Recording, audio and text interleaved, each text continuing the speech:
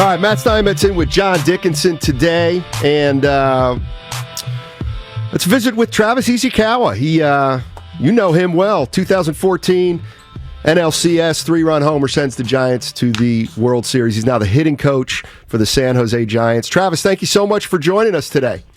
Thank you guys so much for having me on. Absolutely. The one thing I was always thinking about with the Giants after coming off a 107-win season is how they would kind of respond, knowing that they're not likely to win 107 games again.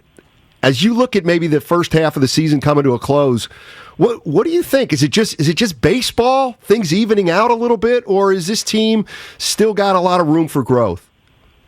Yeah, I mean, I think you said it perfectly. Anytime a team wins 107, I think it'd be kind of foolish for anybody to think that 107 win would be kind of like the expectation, the normal, right? Like there's got to be a little bit of regression, but just from the games that I've been able to see, obviously, we've kind of got conflicting schedules at times, but whenever we get a chance, we got the game on, and it looks like just a lot of bad luck baseball. That's just the way the game goes sometimes, and last year it just seemed like everything went right for them. Just every pinch hit worked out, every bullpen move worked out, every base pinch runner. Every little thing kind of seemed to play out, and I think it's just, the way the game's played. I think it's hard to expect that every single time, and just a couple things just haven't gone their way, and a couple tough losses, throughout the season, and I fully expect them to be able to bounce back here in the second half and get back to playing the way they did last year. The defense has been a big part of that. They've been much worse defensively this year than they were a year ago, and that goes to winning games on the margins.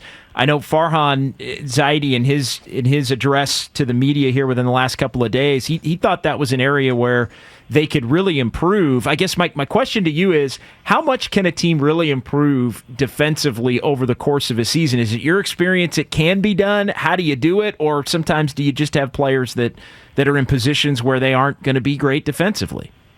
I think it can definitely get better. Again, when you've got the versatility like the Giants have, it's a lot to ask for players to play, 3 or 4 different positions in 3 or 4 consecutive days and then have them play Gold Glove caliber defense. So, again, just being able to work as much as you can, getting reps, in the batting practice, and just the more experience that you can get there. I don't think very few people can go out and play multiple positions and play Gold Glove type defense at each position. But I just going back to my experience going to the outfield.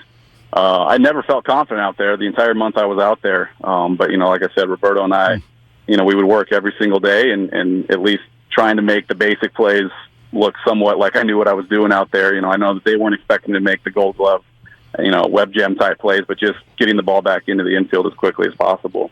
Travis Ishikawa joining us on 95.7 The Game. Of course, former San Francisco Giant. He's now the hitting coach for the San Jose Giants. Here's one that I've been wondering. So you're now a hitting coach, and we all know the game's changed. Are you teaching the same things to your players that you're coaching now as you were taught when you were a young player coming up, or is it different? I think there's some core things that are still there. Hitting's still hitting at the core, no matter how far back you go. But like anything, right, we've adapted, we've learned, and as I've gotten into coaching, we've used a lot more, data, analytics. Obviously there's a lot more tools out there, more innovative ways to try to teach certain things as far as from a mechanical standpoint or a game planning standpoint, that I've definitely adopted and I've liked a lot and I've used. And being down here in San Jose with the low A, you deal with a lot of younger hitters. They're still trying to figure out themselves as well as trying to figure out how teams are going to pitch them or opponents are going to pitch them. So, my biggest thing is just trying to help them formulate a routine and how to work and how to be a pro each and every day.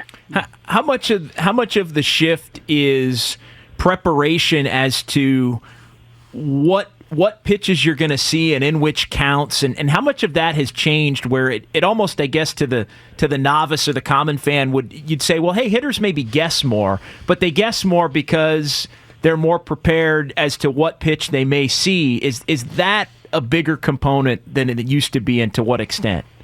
Absolutely. Like I tell a lot of our players, I could probably count on two hands the number of times I sat on a breaking ball in my career.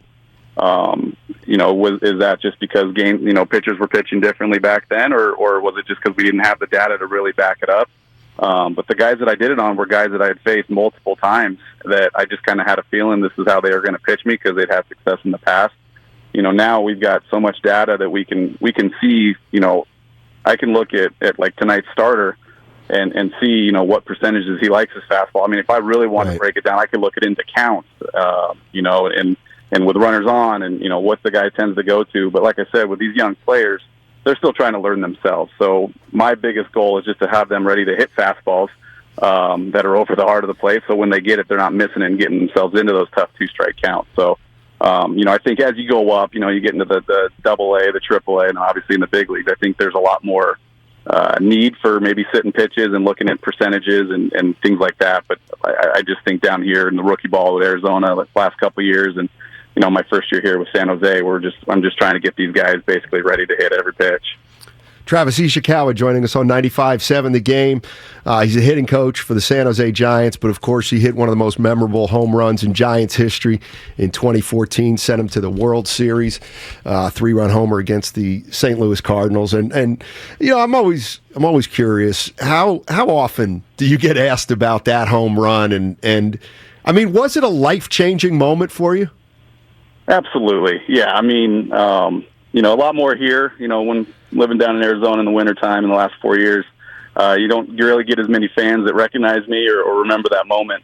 But, obviously being back here in the Bay, it's been great. And I joke around. I think I've met all 55,000 people that were at the game that night. But I love hearing that story. I love hearing where people were at when that moment hit, because to them, it was such a huge, impactful moment. It's really cool to see, that I got to be a part of it. I was really, really grateful and blessed that I was able to bring such joy to people. And just, for me, the moment was obviously just trying to win the ball game. But, for a lot of people, sometimes it just seems like it was so much more. So it was really cool.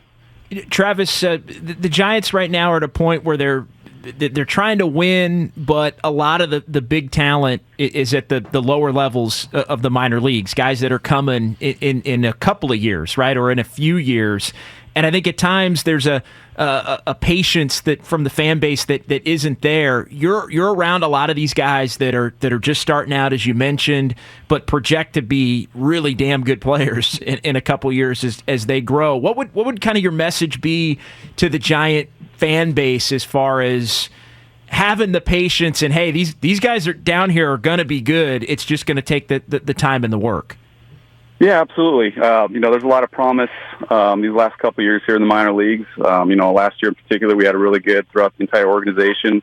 A lot of, both position players and pitching prospects to be excited about. And my message would just be, again, I know it's hard. I know that, Giants fans got accustomed to winning, all those years, the last 10 years or so. And, we want instant results, but I think Farhan and his crew has just done a phenomenal job of finding guys to really step in and be, immediate impact players. And I know that, it can be, kind of hard to follow players when they're going up and down so much. But even last year, you look at like the Lamont Wades and the Thairo Estradas and that even though they were going up and down early, they were able to do enough to establish themselves. And they were a big part of that 107-win season. And I think Farhan's doing a great job. I know there's a lot of moves being made, on the daily, but they're going out and finding talent where, a lot of other organizations aren't seeing it and figuring out ways to get the best out of those guys.